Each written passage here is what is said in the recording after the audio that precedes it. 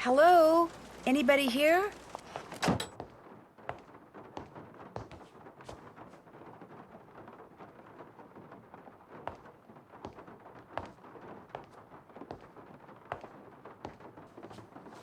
Hi, the door was open.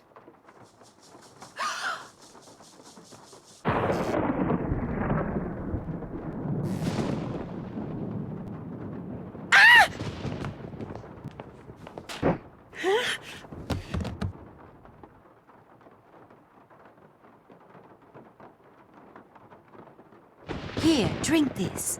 What is it? Something that'll make you feel better. Drink it. Just a couple sips. No thank you. Don't make her drink any of your weirdo concoctions. Then I really will have to take her to the emergency room. You just go back to your phone call and leave us be. Don't pay him any mind.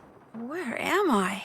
You're at Henry Bolet's house, dear, in the library. He and I carried you in here after I found you unconscious in the foyer. Why is it so dark in here? The electricity went out. Lightning must have struck a transformer somewhere. What happened? Can you remember? Well, the front door was open, so I walked in, and then I saw I saw a skeleton. And then he saw me. And then the light started flickering, and he threw something at me that exploded. Well, the smoke must have made me pass out. You saw a skeleton? I'm sure it was just someone, wearing a costume or something. I'm Nancy Drew, by the way. I came to see Henry. So we surmised. I'm Renee Amand. I'm Bruno Bolet's housekeeper. That is, I was. This skeleton that attacked you, perhaps we should call the police. No emergency room, no police. Things are complicated enough as it is. Henry's feeling a mite overwhelmed. Well, you are looking much better, so I'm gonna get back to my plant potting. You need anything? I'll be outside in the garden. I should call them and keep them on hold for 5 hours and see how they like it.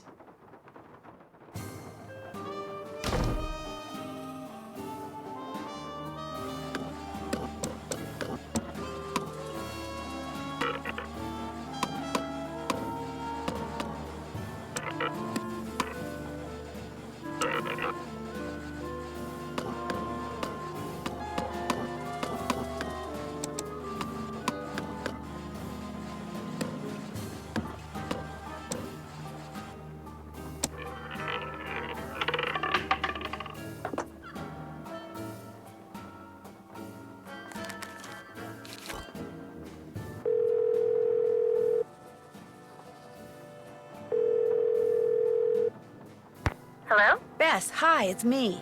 Hey, Nance. I just got back from shopping, which I am happy to report is fantastic here. So, what's going on with you? A lot. A lot is in a whole bunch of fun stuff? Let me start by telling you what happened when I arrived at Henry's house. I walked up to the front door and discovered it was open, so I walked in. You were knocked out by a skeleton wearing a red ascot? Someone dressed as a skeleton wearing a red ascot. You think it was a burglar? I'm not sure. The room I caught him or her sneaking around in doesn't really contain anything valuable.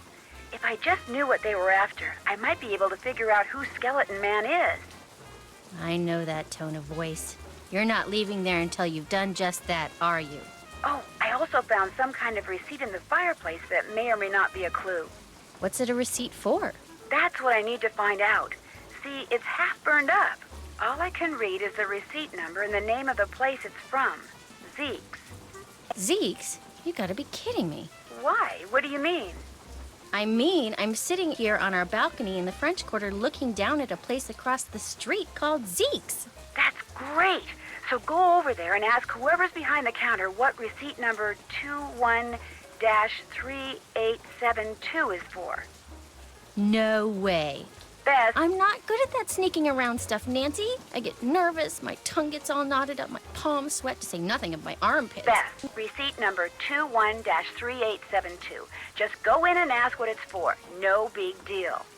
Maybe not for you. Bess, you can do it. This is not gonna end well. I just know it. Okay, I'll call you as soon as it's over. I'll be waiting.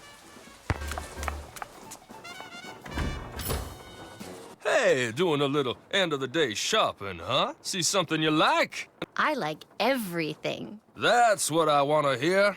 I'm Lamont. This is my place. So if you got any questions, I'm the guy to ask. Actually, I do have a question.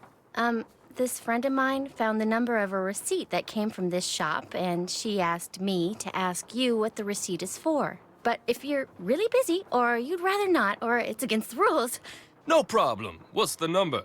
21-3872. 21-3872. Here we go.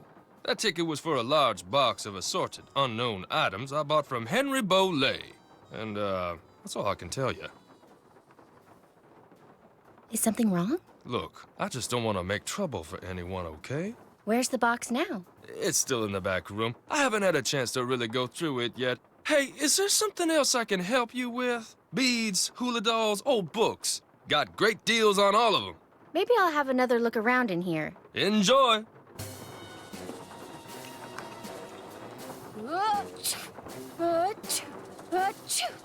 This might come in handy.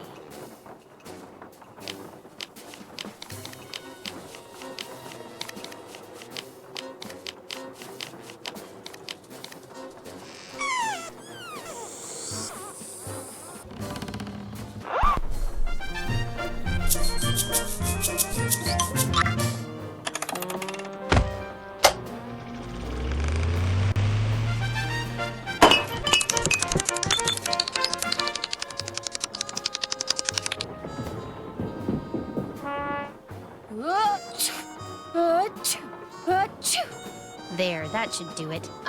Lamont, could you help me? Sure, what do you need? I can't quite reach that bottle up there. Could you get it for me? Sure.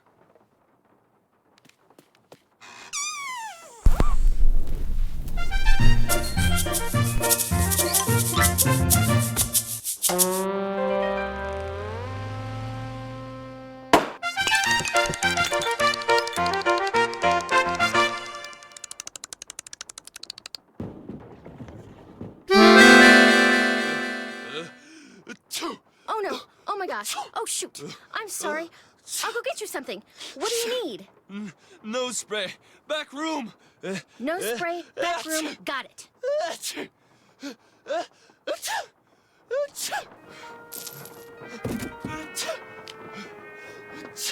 Cute dog.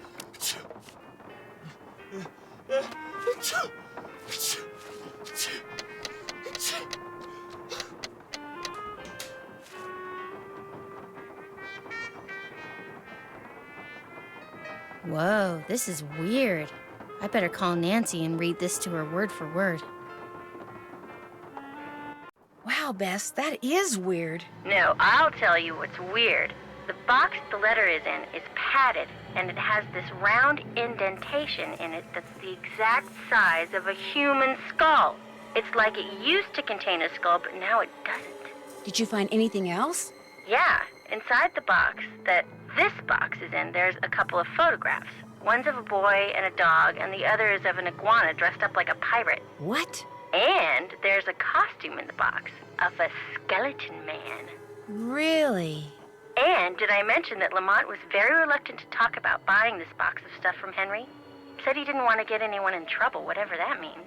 Sounds like he or Henry, or possibly both, are up to something they shouldn't be. Good job, Bess. I'm gonna poke around here and see if I can find out anything about a skull called the Whisperer. You better go take care of Lamont. Would you believe it? The guy is still sneezing. He must keep nose spray around because something's wrong with his sinuses. Oh, he's gonna hate me.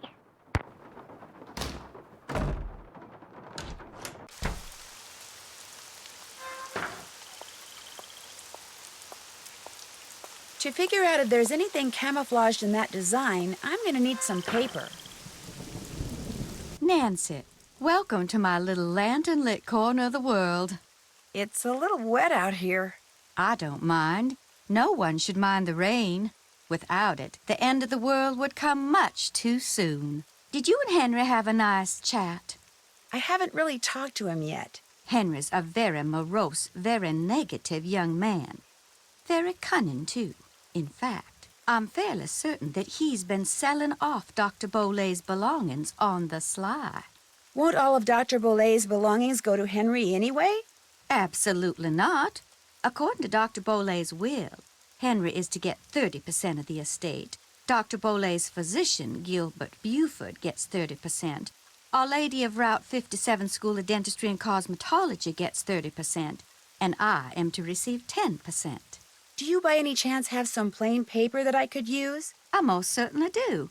But it's up in my room, and I'm afraid I cannot retrieve it for you until I'm finished here. You get the sudden urge to draw a picture? Something like that. I know, I'll help you. That way you'll get done faster. Gracious, you are the picture of impatience, aren't you? Well, I appreciate the offer. But here, why don't you just take this instead? It's an extra key to my room. The paper's in a drawer in my nightstand. Just go on up and help yourself. But make sure you lock the door when you leave, you hear? You I trust. But Henry, him I do not. I really appreciate this. And long as you're going up there, my appetite could use a little placating, so I would be much obliged if you would bring me a candy bar from my nightstand. And take one for yourself while you're at it. One more thing. I, too, have seen the skeleton man. After Dr. Bolay passed, that night, I saw him in the hallway. He was there, then he was gone. So you best be careful, Nancy Drew, because if it was Mr. Death, and I truly think it was, he's come back.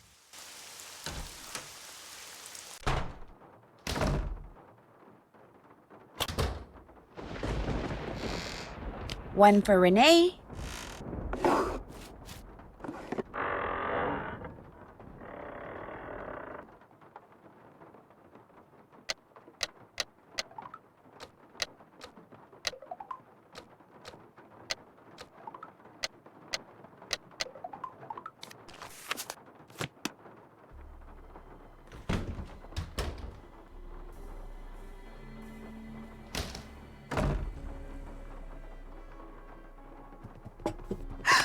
What was that? That was Uncle Bruno's pet iguana, Iggy. He's always in here stealing paper. He must be using it to build a nest or something. Look, I had all those books arranged so they fit perfectly in that box. Put them back in, okay? I don't have time. I just want to look through this one book. Go right ahead, after you put all those other books back.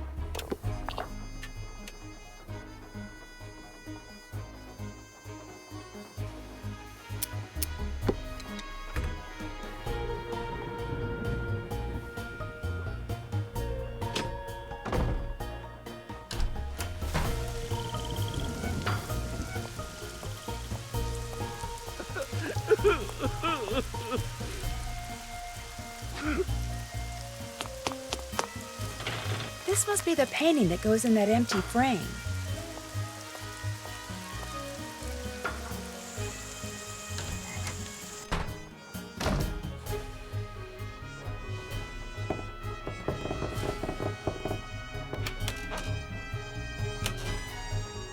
Come on, Summer, give me a break here. You never said anything about that. Well, how was I supposed to know? I mean, what am I, telepathic? No, come on, don't get upset. Look, I'll see what I can do, okay? What do you mean, something else? You gotta be kidding me, Summer. I don't have that kind of money. No, I meant I don't have it now, but I will soon, okay? Bye. Oh, man.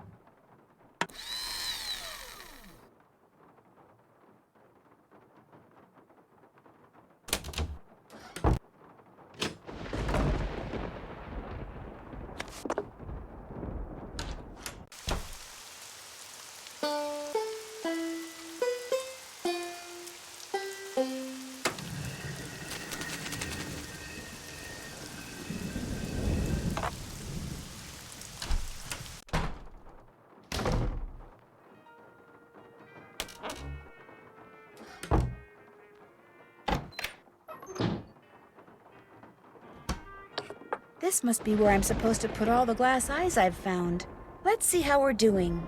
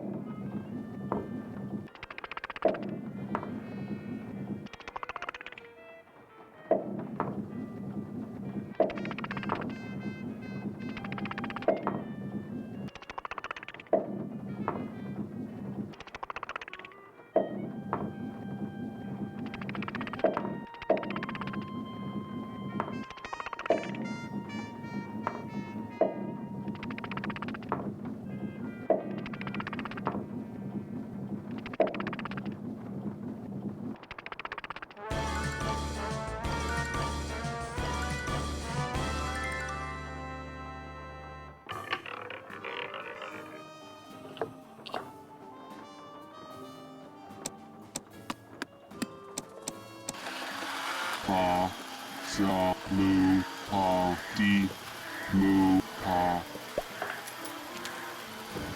That looks like the right name. Gotcha! May 31st? That's today.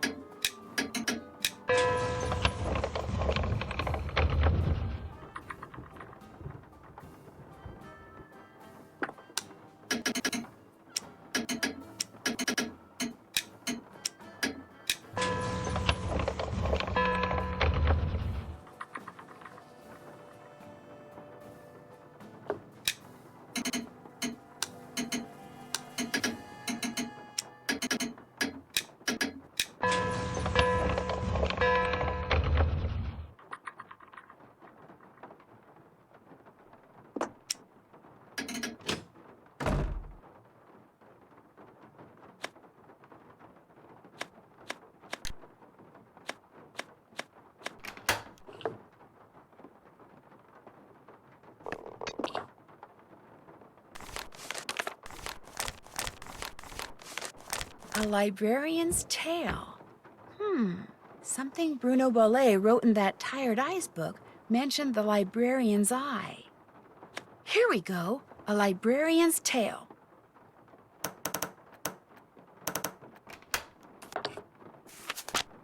So, Nancy, you finally decided to talk to me. You seem so busy. I've been reluctant to bother you. Great Uncle Bruno named me executor of his estate, which means I have to make sure all his bills are paid and debts taken care of so his assets can be distributed. Unfortunately, he couldn't have cared less about little things like keeping records or balancing checkbooks. Dealing with his creditors and their lawyers has been an absolute nightmare. He made you his executor? You two must have been close. Not really. My parents died in a car crash when I was 8. Since I had no other relatives, he took me in. Or should I say he shipped me out? Boarding school, summer camp, military school, college. He may have looked after me, but he never spent any time with me. I didn't know him at all. So, thanks for stopping by, Nancy. And now you can report back to Ned that I'm fine and go enjoy New Orleans. No, I can't. Not until I know who that skeleton man was and what he was doing here and why he knocked me out like that. Look, I can understand you're not wanting to call the police, but somebody should investigate. And since playing detective is kind of a hobby with me... No offense, but are you sure you didn't just pass out from the heat and humidity or something and dream that you saw the skeleton dude? I'm positive. Okay, look around all you want. But I should probably warn you, Uncle Bruno was into exotic pets. Didn't believe in cages, so he gave him the run of the place. And just because he's dead doesn't mean they are. So if you're gonna go poking around, be careful. How did Bruno die, if you don't mind my asking? Just dropped dead in the front hallway. I mean, the guy was 95 years old. Here, check it out. Myocardial infarction. That's doctor speak for heart attack. Attending physician Dr. Gilbert Buford, 504-555-9970. Was that Bruno's doctor? And his best friend, or so I'm told. I've never met him. Interesting keychain. That's one of Uncle Bruno's glass eyes. It's the one he was wearing when he died. How nice. Anything else? Do you think I could borrow your keychain? The one that has Bruno's glass eye on it? You want to borrow it? What for? Actually, all I really want is the eye. I mean, it's just so cool. What if you break it? If it's on a chain, it can't be that fragile. I don't think I want to take that chance. Sorry. The box of your great-uncle's things that you sold to Zeke's curio shop, that was a no-no, wasn't it? What box of things? I don't know what you're talking about. I found a half-burned receipt from Zeke's in the fireplace and did some investigating. Well, somebody screwed up somewhere because I haven't sold anything to anybody. Why would I sell one lousy box of stuff when I'm about to inherit a whole house full of stuff? Get real. You sold it because you needed some quick cash in order to keep Summer happy, didn't you? How do you know about her? Playing detective is actually a lot more than a hobby with me. I could make a lot of trouble for you, Henry, but if you come clean, tell me about Summer. She's this girl I'm in love with. I think she loves me back, but she's so unpredictable it drives me nuts. How is she unpredictable? I never know what's gonna make her happy. Like, just before I left, I took practically every bit of cash I had and bought her a bunch of CDs. You know, to keep her occupied while I was gone, right? Well, soon as I get here, she calls and says her sound system just went bluey, and I had to buy her a new one, because what good were the CDs I bought her if she couldn't play them? So then you threw a bunch of Bruno's things into a box and sold it to that curio shop. Yeah, I wired her the money, but then she called and said she also needed new headphones. Next call, it was new speakers, and now she expects me to buy her a flat-screen TV. When I try to talk to her about always wanting more like that, she gets really mad. But I'm afraid if I don't give her what she wants, I'm afraid she'll dump me. And I couldn't take that. I mean, she's the only girlfriend I've ever had. Ever will have, probably. Look, you don't need to go telling Renee or any of those lawyers about selling that stuff, right? I can't just ignore what you did, Henry. I know. You still want the glass eye? Take it. Go ahead. It's all yours. You want something, I want something, take it and we're even, okay? Well, it's not like you sold off half the estate or anything. $300. That's all I've gotten out of his estate. I swear. Go on, take it. I was naughty, but from now on I'll be nice, I promise. I'll let you get back to work. Groovy.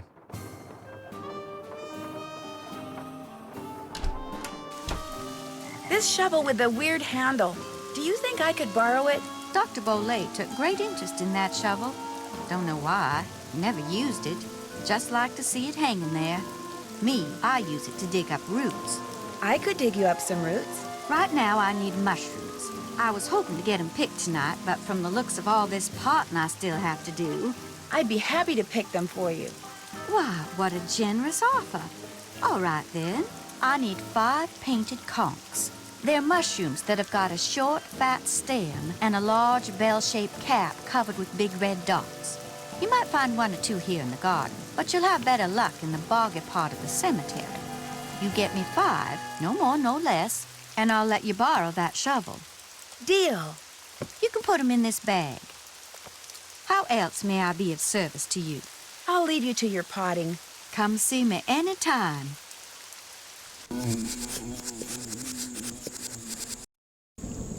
That should keep you guys quiet for a while.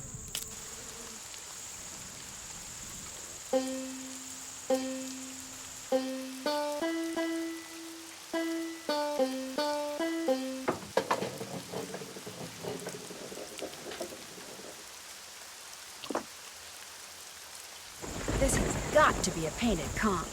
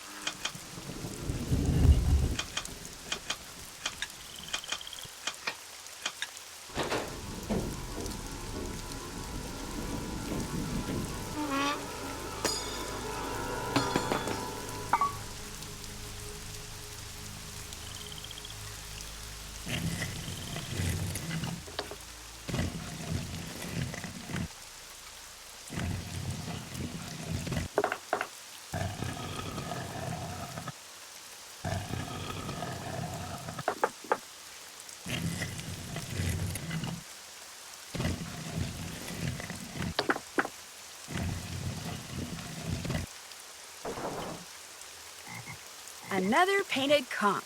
Yes!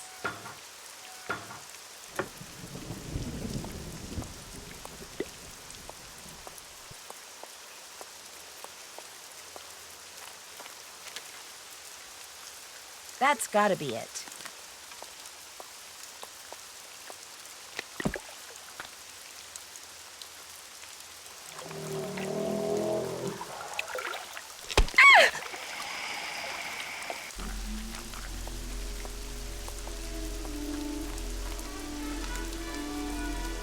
That looks like the right name.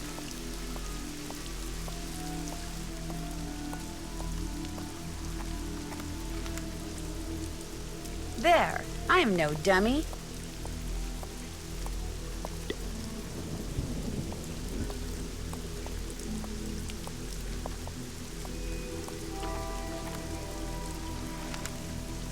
That looks like the right name.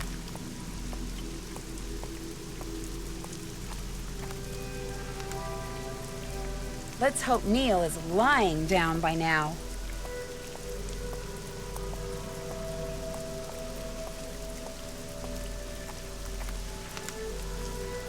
Bingo.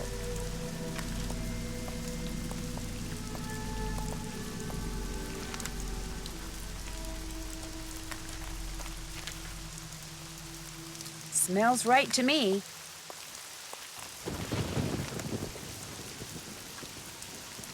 Hopefully this will givens me a clue.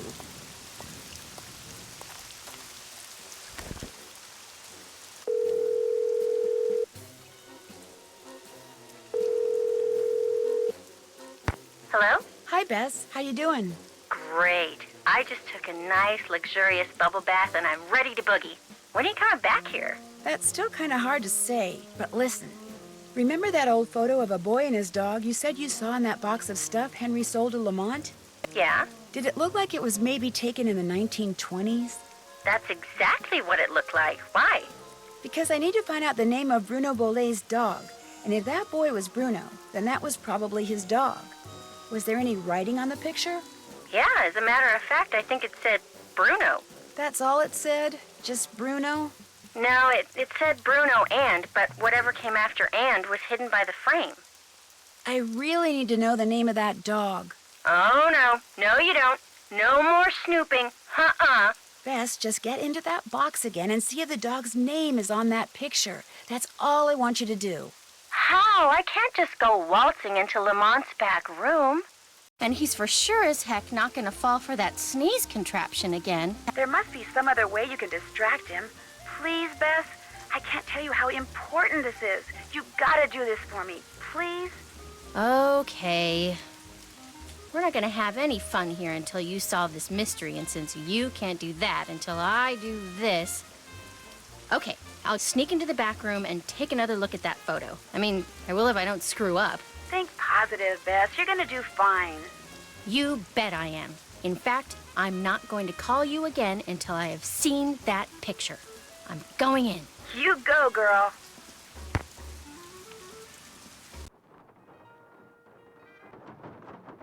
Hey, That gumbo stand outside? What do you think? Is it pretty authentic?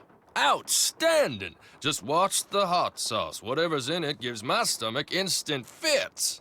You know, I still feel guilty about that sneezing thing, so how about I go and get you a nice big bowl of gumbo?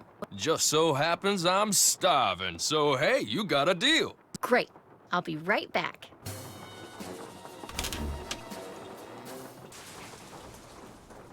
Can I help you? Can I get a gumbo to go, please? Eat up.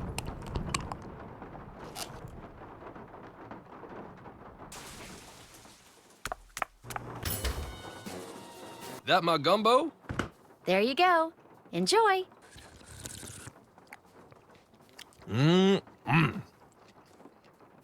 Uh-oh. Oh, you're gonna have to excuse me.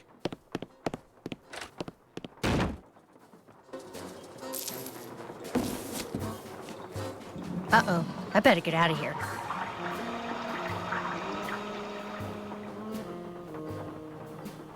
Grant? The dog's name was Grant? That's what it said on the photo. Kind of a weird name for a dog, huh? Yeah, well, Bruno Bollet was kind of a weird guy. Hey, thanks a lot, Bess. You've been a huge help. I'll tell you, being sneaky takes a lot out of me. I'm exhausted. I still don't know when I'll get back there, so just kind of hang loose, okay? Story of my life. Call me if you need me. I will. Bye.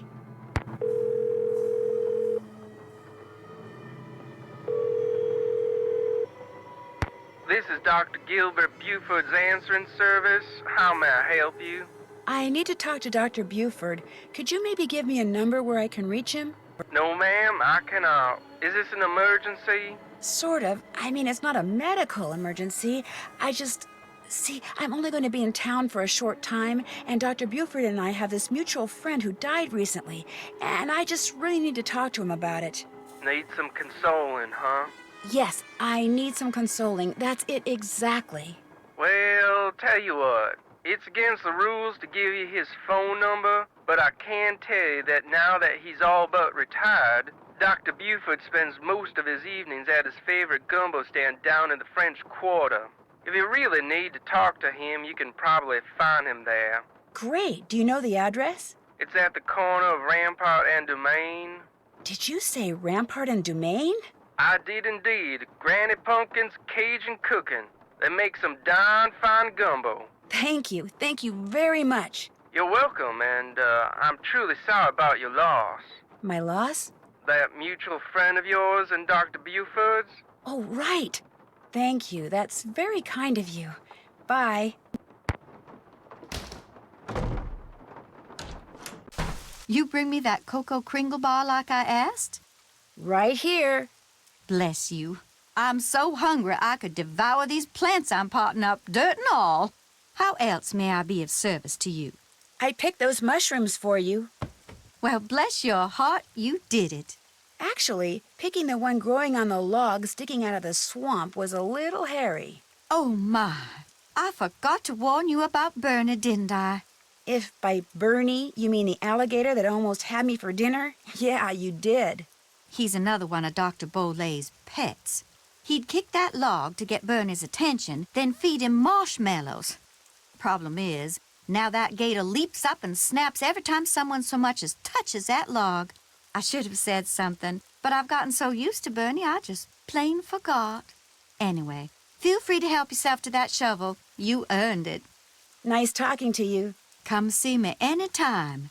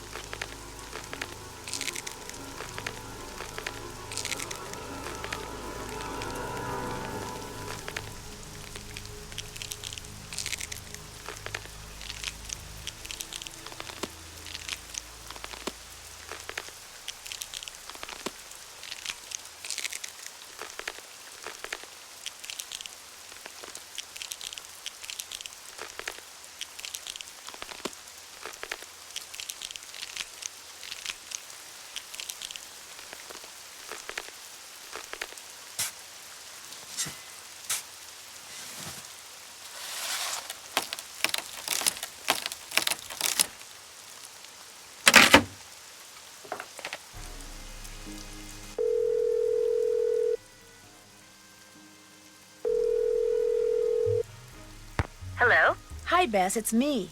So what's been happening? Tell me everything. Well, let's see. Since the last time we talked, I was just about getting ready. Interesting stuff. But the reason I called is, I need you to talk to this doctor named Gilbert Buford, who, as it turns out, likes to hang out at a gumbo stand called Granny Pumpkin's Cajun Cookin', which should be right across from our hotel. You just want me to talk to him? That's it? Nothing nefarious? No black ops stuff? He was Bruno Bolet's doctor, and apparently his best friend, too. I just need for you to see if he thinks there was anything weird about the way Bruno died. What do you mean by weird? I mean, I kind of think maybe Bruno was murdered. Murdered? By whom? That's what I'm trying to figure out. Everyone's a suspect at this point. Including this Gilbert Buford guy? Well, Great, I'm gonna be chatting up Jack the Ripper. oh, I'm sure the guy's fine, but be subtle, just in case. Well, I can see the gumbo stand from our balcony. If he's the guy that's sitting down there, I guess he looks harmless. Okay, I'll go talk to him. Thanks, Bess. Let me know what happens. Cheerio. Why, hello, young lady. How kind of you to grace an old man with your lovely presence. Are you Dr. Gilbert Buford? I'm delighted to report that I am indeed. Your answering service said I'd probably find you here. This here is my favorite spot in the whole city.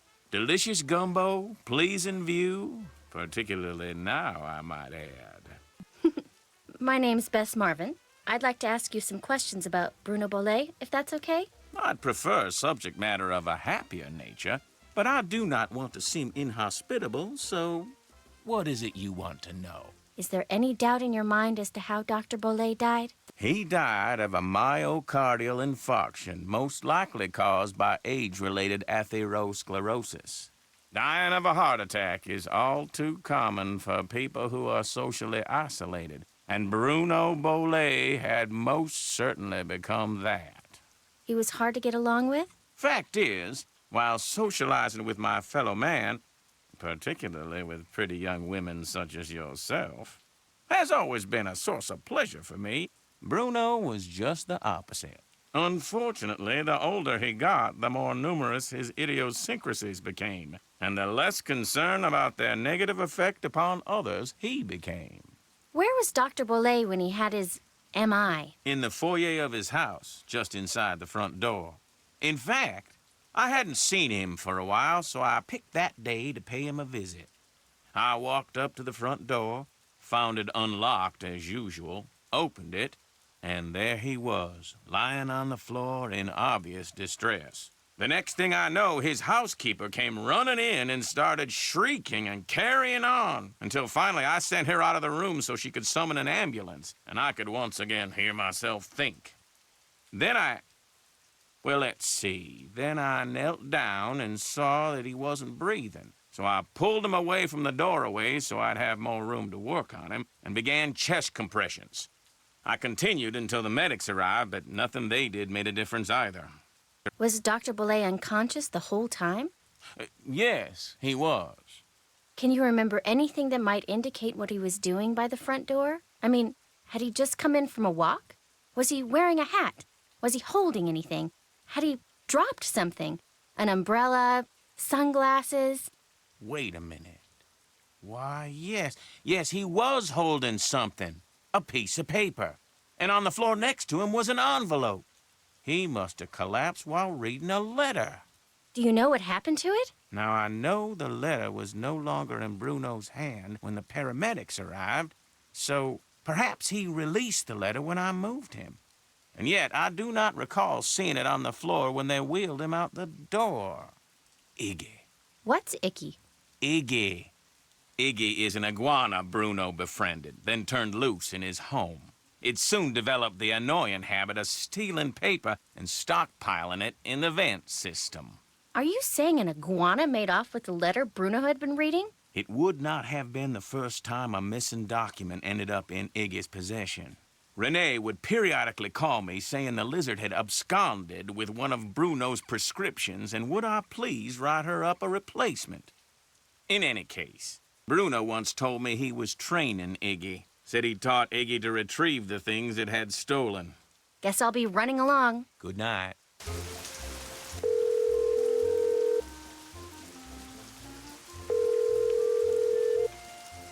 Hello? Hi, Nance. Okay, here's what's been happening at my end.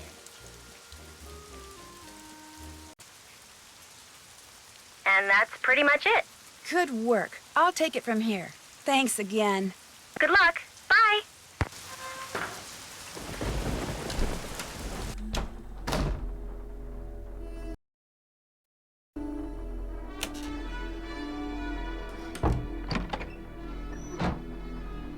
Iggy, come here, Iggy. Got something for ya.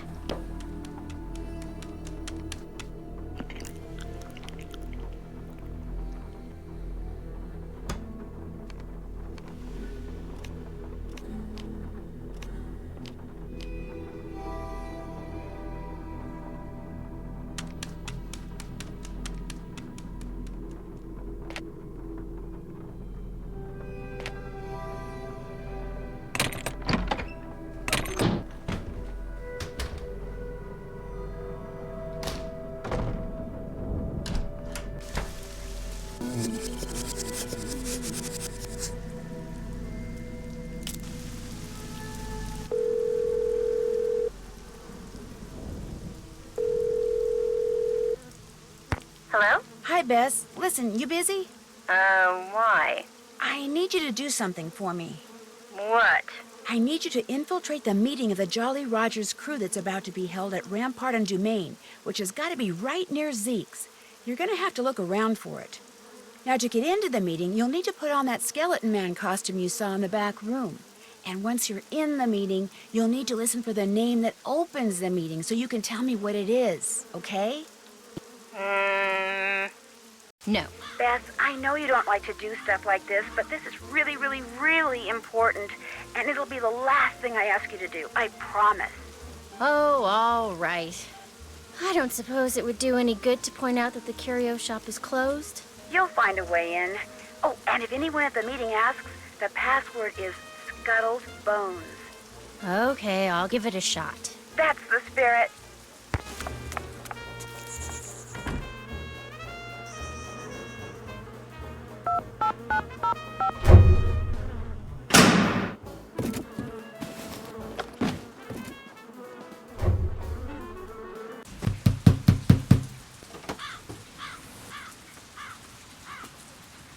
What's the password?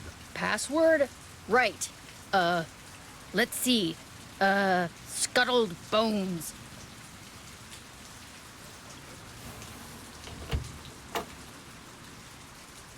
Better hurry, we're just about to start.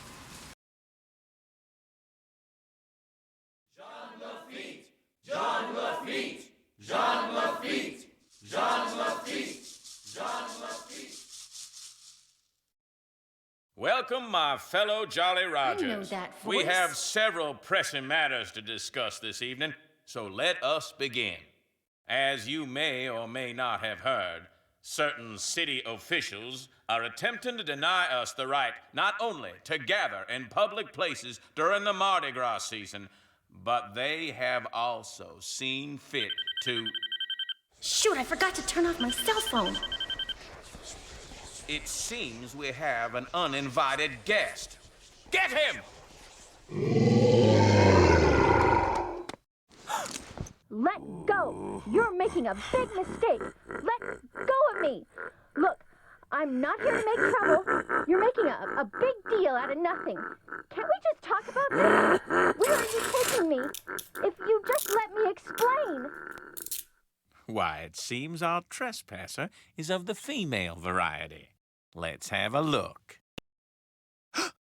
That's right. You know me and I know you, Dr. Buford. And I also know that you were the one who attacked my friend over at the Beaulay Mansion today. And if you don't tell me why right now, I promise you, you are going to be in one big world of hurt. The young lady's clearly upset about something. Clarence, take over the meeting while I try to find out why she's making all these crazy accusations. They're not crazy and you know it. I will tell you everything, Miss Marvin, in private. And he did. He told me everything, Nancy. I bluffed him into confessing. You would have been so proud of me. Oh, and before I forget, the name they chanted at the start of the meeting was Jean Lafitte. Jean Lafitte. Great. Now, what did Dr. Buford tell you? Okay. First off, he said that with his dying breath, Bruno Bolet directed him to steal the painting of Henry's parents and lock it up in Henry's parents' crypt. Bruno seemed to think that way Henry would wind up with the crystal skull instead of somebody else. So Dr. Buford dressed up in his skeleton man costume, stole the canvas, and hid it in the crypt like Bruno asked. That must have been when Renee saw Mr. Death. But then, Dr. Buford had second thoughts and decided to heck with Henry. He wanted that crystal skull for himself. So this afternoon, he dressed up in his skeleton man costume again and snuck into Henry's house so he could get the key from that mini cemetery and retrieve the painting he'd left in that crypt, knowing the painting would somehow lead him to the skull. Only I walked in on him and ruined everything. Right. And now that we're onto him, he says he no longer wants the skull. He's embarrassed that he allowed his superstitious side to get the best of him and says whoever finds the skull is welcome to it. At least that's what Dr. Buford said. Uh-oh. Uh-oh what? I told him you were looking for the skull. That's all right. Actually, I told him you were on the verge of finding it. Why would you tell him that? I don't know. I got carried away. So if he lied to me, and he really does still want the skull, then he might come after you. He left right after we talked, and I don't think he went back into that meeting. What if he's on his way over there? Don't worry, I'll be fine. Why don't you just... Whoa, that bolt of lightning was huge. Anyway, why don't you just go relax, and I'll be back at the hotel before you know it, okay? Bess? Hello? Bess, you there? Nope, she sure isn't. Iggy! Oh, Iggy!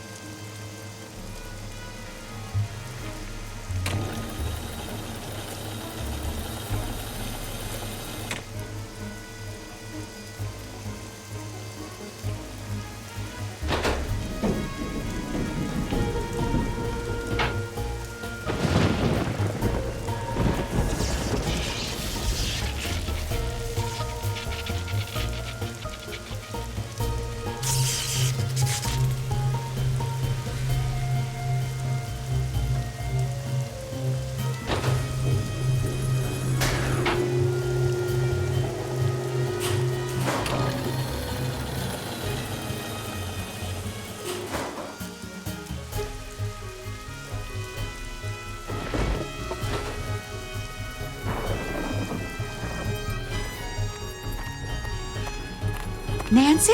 That you in there? Goodness sakes, gal, what on earth have you gone and done? The lid's closing and I don't know how to stop it. Here, I'll pull you up. Toss what you're holding up here, then give me your hands. Come on, you best hurry. Here it comes.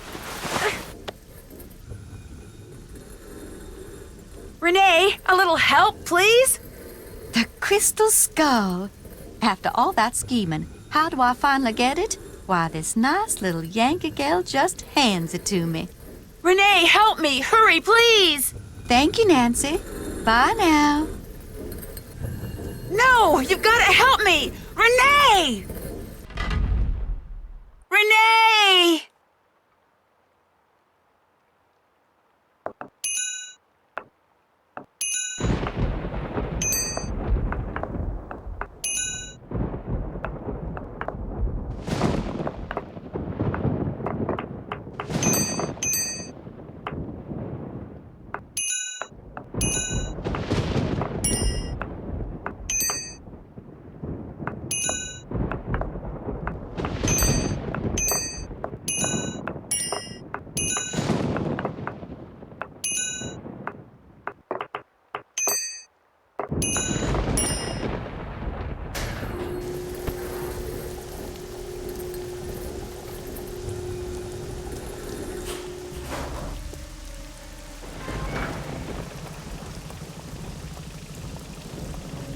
Renee, hold it right there. That skull isn't yours. To say nothing of the fact that you just tried to bury me alive. The skull is mine. It wants to be mine.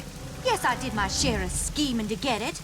I got Dr. Bolay to go to the authenticators, then switched the letter they wrote saying it was real with one I wrote saying it was fake, in hopes that Dr. Bolay would just hand it over to me. Yes, my plan failed, and yet, here we are. I have the skull. Why? Because it knows that I will fulfill its destiny. Bruno Bolay wanted Henry to have it.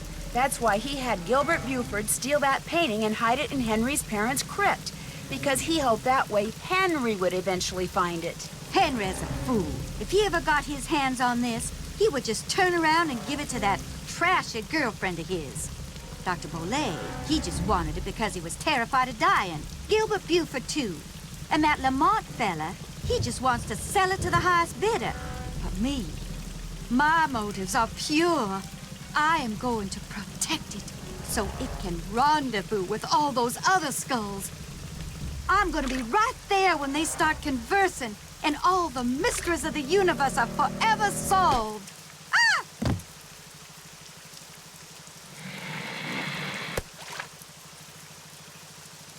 No, no, no, come back!